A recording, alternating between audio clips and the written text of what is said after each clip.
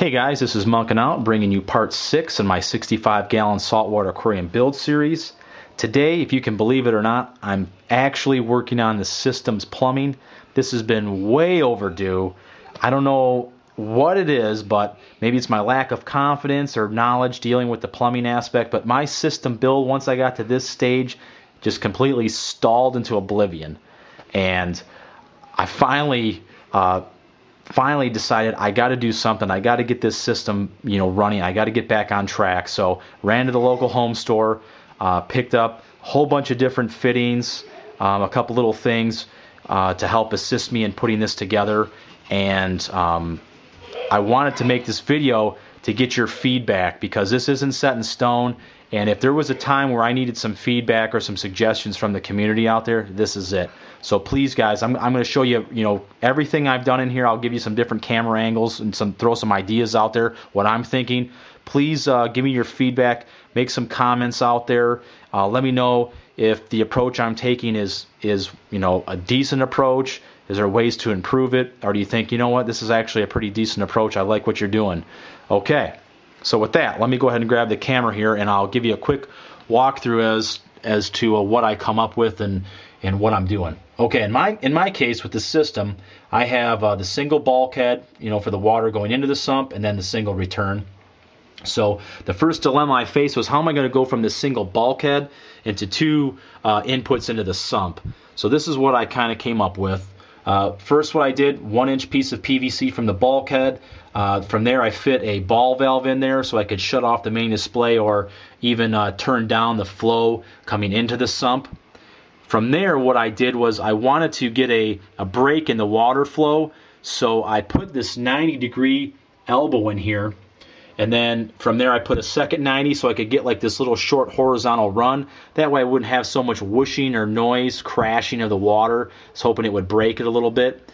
And then what I ended up doing was I found this PVC corner fitting. I don't know if that's the proper name. Let me try to get a better angle of it. But it basically has three outputs. It's almost like a three-way elbow of some sort. And so what I ended up doing was, when I put that elbow in this configuration, it's like a 45-degree angle, and then with these two 45s, and this worked out really well, I was able to span that distance. I want to say in the case of my sump, it was like 4 7/8, and I was able to get that water split to get inputs in here to the sump. All right, so one of the issues I had, and this is one of the questions I have for you guys, is I didn't have enough space with these bulkheads in here, so I actually removed them in order to be able to fit this setup. So do you guys think it's all right for me to rest this PVC on top of the sump itself? I had Mark, Mr. Saltwater Tank, suggested that I somehow brace this just to give a little added support. So some feedback in that area, guys, would be appreciated. And then also, I wanted to put a coupler or a union in here, and I just didn't have the space in the vertical area. I wouldn't be able to put the coupler and that ball valve and still be able to get this proper height in here so everything would fit. Because you can see, I have everything pretty snug here, and there isn't much room for play down here as well. So I have a union like this here, and I can't even fit it, in between here. There's just not enough. So this is what I was thinking. I have these 90s right here, this one here, and this one here. What I was thinking is it possible to put a union and not have to worry about it leaking in the horizontal position versus vertical? And if that is the case, if you guys, have experience, that this is actually, a way that people do this out there, then what I was thinking is, instead of a 90 here, I put a 45 on here.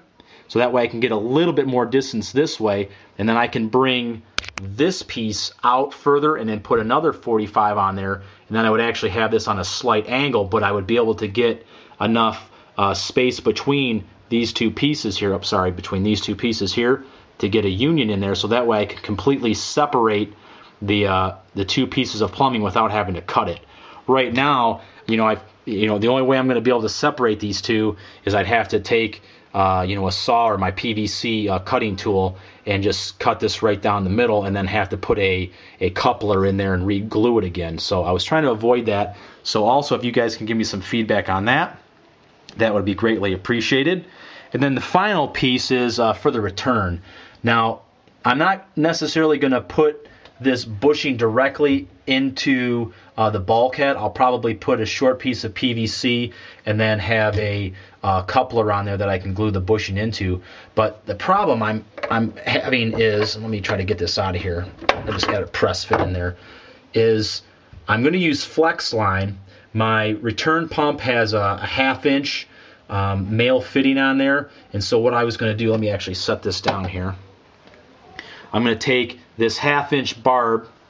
It has a 1/2 inch female threaded. I'm going to screw that onto the return pump, put a flex line on there, and then up here, into the bulkhead right there, I'm going to actually have this guy. Now the question I have is, for water leaks, what's the best approach to sealing this? I thought Teflon tape wouldn't be a good solution. I read somewhere on a blog, someone said actually put silicone in there and then screw the fittings in there to get a better seal. If you guys think of a better way for me to address this issue as well and give me some comments or feedback on that, I would also greatly appreciate that as well.